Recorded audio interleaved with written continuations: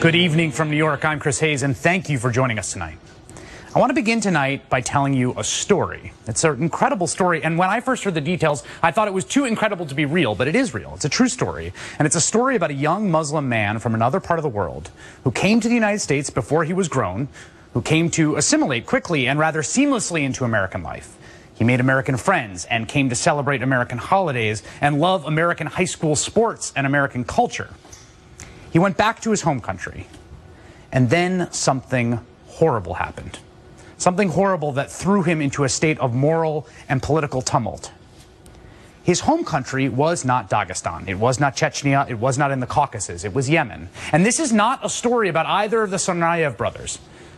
On their account, I think Vice President told their, at this point, alleged story today with very apt phrasing.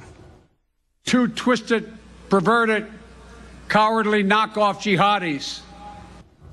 Knockoff jihadi seems like the perfect way to describe the picture that's emerging of the Tsarnaev brothers. Based on what we've learned so far, they do not appear to have been part of a vast network, training for months, employing expert tradecraft and meticulous planning. Instead, the narrative that's taking shape around the Tsarnaev brothers is one of a couple of guys who sort of alienated from their local mosque, who more or less self-radicalized and looked stuff up on the internet. And that is a problem, obviously. The alleged actions of the Tsarnaev brothers are abhorrent, and young Johar, if he is guilty, should be held to account, and we should do what we can to prevent others who might follow the same path from accessing the means to cause violence and death and destruction.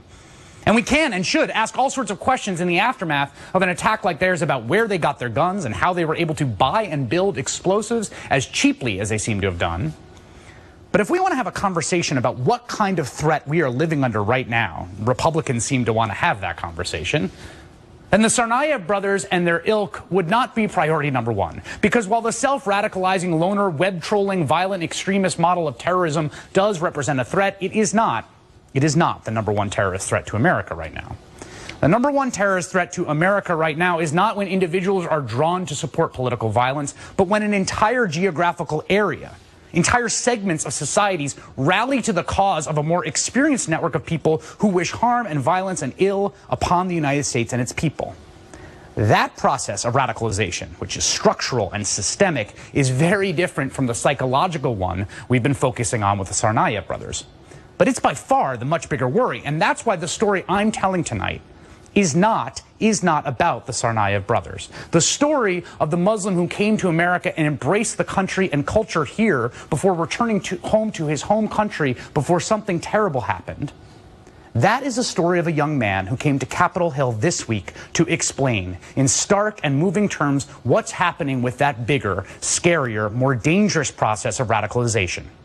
His name is Faria al-Muslimi. He's from Yemen, and here is what he told a Senate subcommittee yesterday afternoon. 6 days ago, my village was struck by an American drone in an attack that terrified the region's poor farmers. I spent a year living with an American family and attended an American high school. That was one of the best years of my life. I learned about American culture, managed the school basketball team, and participated in a trick or treat in Halloween. I went to the U.S. as an ambassador for Yemen, and I came back to Yemen as an ambassador of the U.S. My understanding is that a man named Hamid al-Radami was the target of a drone strike. Many people in Wisab know al-Radami, and the Yemeni government could easily have found and arrested him. In the past, what Wisab's villagers knew of the U.S. was based on my stories about my wonderful experiences here. The friendships and values I experienced and described to the villagers help them understand the America that I know and that I love. Now, however, when they think of America, they think of the terror they feel from the drones that hover over their heads, ready to fire missiles at any time. What the violent militants had previously failed to achieve, one drone strike accomplished in an instant. There is now an intense anger against America in Wisab. What a violent militant previously failed to achieve, one drone strike accomplished in an instant. Faria al-Muslimi has said he's not even sure it's safe for him to return to his village anymore because the instant radicalization caused by that U.S. drone strike was so complete that he thinks simply being associated with America and American values will make him a target in the village where he grew up. Faria al-Muslimi is not alone in his view. The United States government's actions are radicalizing populations of Muslims in ways that the militants have failed to do. None other than retired General Stanley McChrystal, who once commanded the U.S. war in Afghanistan, had this to say about American drone strikes in an interview for the latest edition of Foreign Affairs. Quote, "Although to the United States a drone strike seems to have very little risk and very little pain, at the receiving end it feels like war. Americans have got to understand that. If we were to use our technological capabilities carelessly, I don't think we do, but there's always the danger you will, then we should not be upset when someone responds with their equivalent, which is a suicide bomb in Central Park, because that's what they can respond with."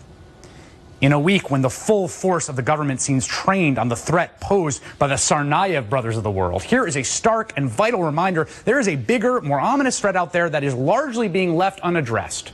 It's being left unaddressed by the demagogues who want to attack the FBI and the Obama administration, and it's for the screw-ups in the investigation. It's the one that we, the people, can have some effect on.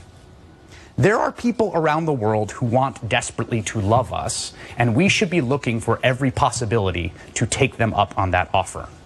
Joining me now from Washington for Faria al-Muslimi, the Yemeni writer and youth activist who testified yesterday before the Senate Judiciary Committee hearing on drones. Faria, thank you for joining me. And the first question I want to ask about how you came to go to high school in California in the first place, which is kind of the most amazing part of this story, because you are from a relatively remote farming village 9 hours away from the capital of Yemen. Thank you, Chris. Thank you. Thank you for the very warm introduction. It's a pleasure to be here.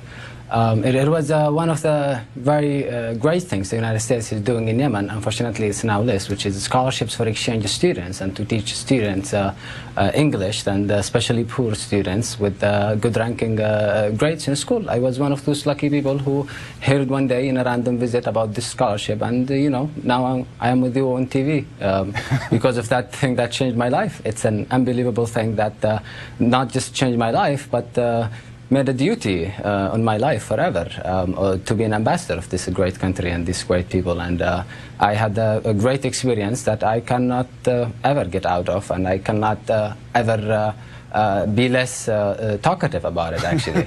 You talked in your testimony about sort of coming to have a surrogate father who was in the Air Force, and he went to mosque with you, and you went to church with him, and that when that bond, when you went back to Yemen, you say you were an ambassador for America there. What does that look like? What did you tell people about America when you were back in your farming village of Wasab?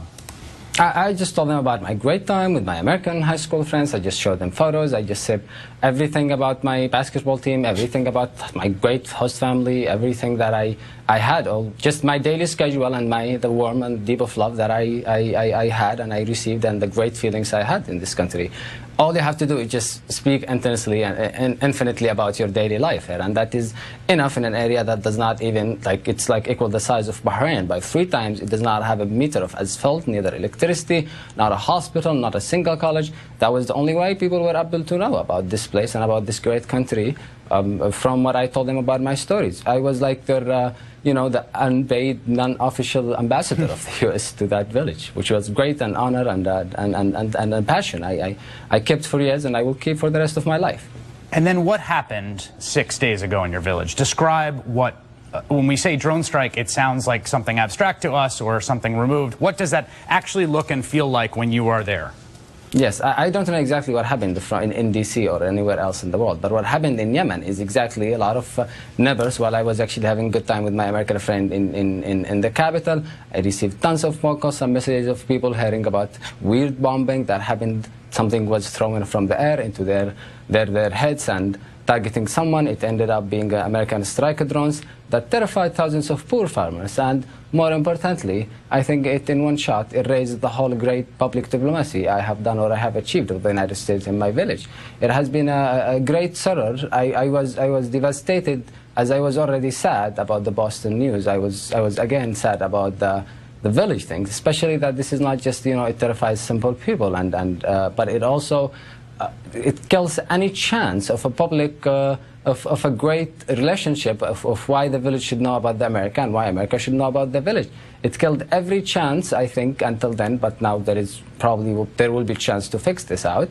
But it killed every story I have told about a great America and the last few years.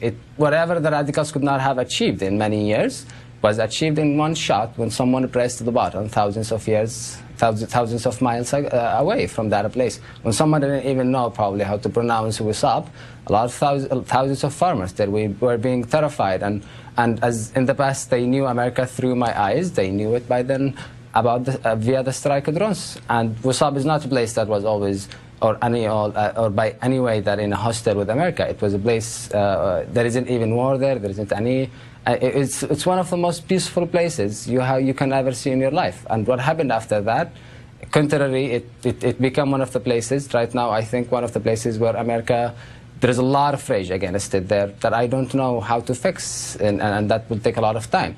But the strike drones are not just in the village, the strike drones are also in other areas of Yemen, have been the face of America to thousands of Yemenis.